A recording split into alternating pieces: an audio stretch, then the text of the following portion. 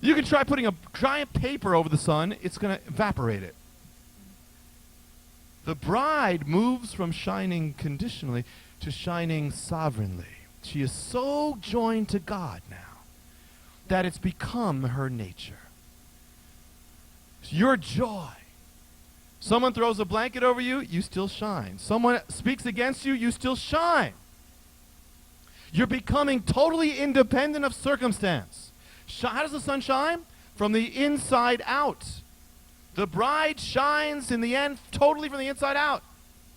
God is there.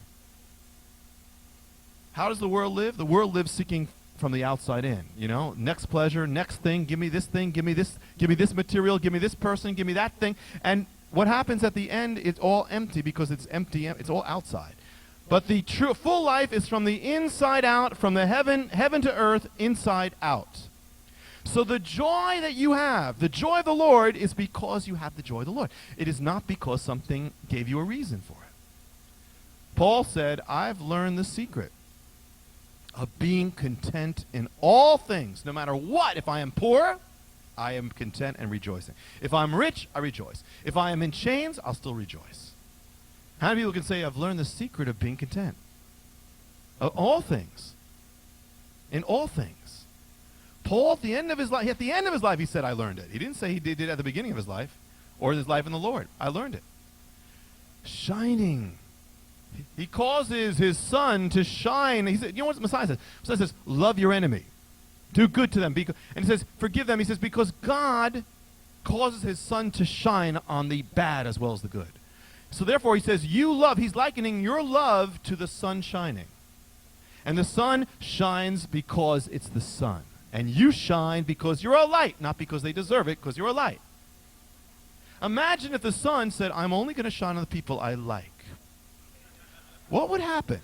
If the sun said, I'm only going to shine on the people who are good to me, but the people who mistreated me, I'm not going to shine on. What would happen? It'd be very weird. Because what would happen is the sun would stop being the light. It would be little spots. It would be darkness and little spotlights. Wherever you know, it likes the people, you'd walk around with a spotlight on you. And it would affect the sun. You understand? So if you don't love that person, it's not that it's not affecting that person. It's affecting you. It's affecting who you are. You can't let something stop you from being what you're supposed to be in God.